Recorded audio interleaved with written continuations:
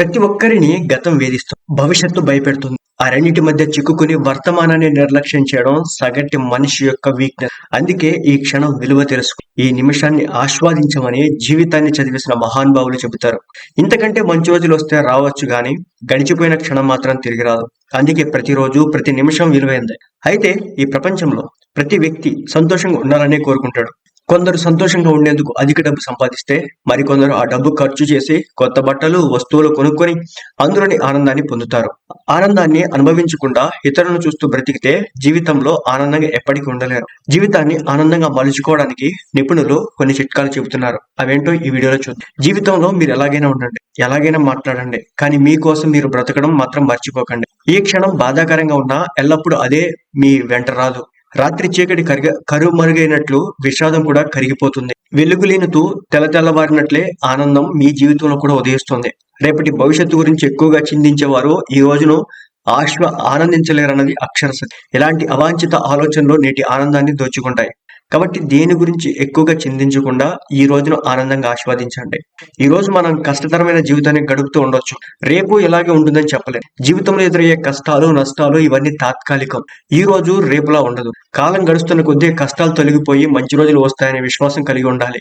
మీకు ఏది ఎదురైనా ధైర్యంగా ఎదుర్కోవాలనే సంకల్పం మీలో ఉంటే మీరు ఈ రోజును ప్రశాంతంగా గడుపుతారు.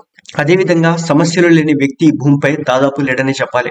కానీ సమస్యల్లో మునిగిపోవడం ఒక్కటే జీవితం కాకూడదు. కష్టం, సమస్య, సవాల్ ఏదైనా ఎదురైతే దానిని తెలివిగా ఎలా పరిష్కరించాలో తెలుసుకోవాలి. సవాళ్లను ధైర్యంగా స్వీకరిస్తే జీవితంలో సంతోషంగా ఉండొచ్చు. జీవితంలో ఎవరు పరిపూర్ణులు కాదు. మంచి విషయమైనా ఏది పరిపూర్ణంగా ఉండదు. పర్ఫెక్షన్ కోసం మీరు దాని వెంట పరిగెత్తే కొద్దీ మీలో సంతోషం మాయమవుతుంది. ఒత్తిడి, ఆందోళన కలిగిస్తుంది. కాబట్టి చేసే పని పర్ఫెక్ట్ గా ఉండాలంటే మనస్తత్వం వద్దు.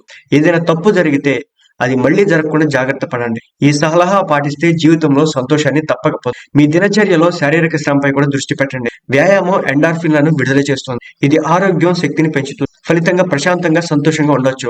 అదే విధంగా మరొకరి కోసం జీవించడం కంటే మన కోసం జీవించడంలోనే ఎక్కువ అర్థం ఉంది. ఇతరుల నుంచి ఎక్కువగా ఆశించకుండా మనలోనే ఆనందాన్ని వెతుక్కోవాలి. కాబట్టి ఇతరులకు ఏమి తెలుసు, వారేమి చేస్తున్నారనే ఆలోచనలు వదిలేయాలి. మీ మనసుకు నచ్చినట్లు నిజాయితీగా జీవించండి.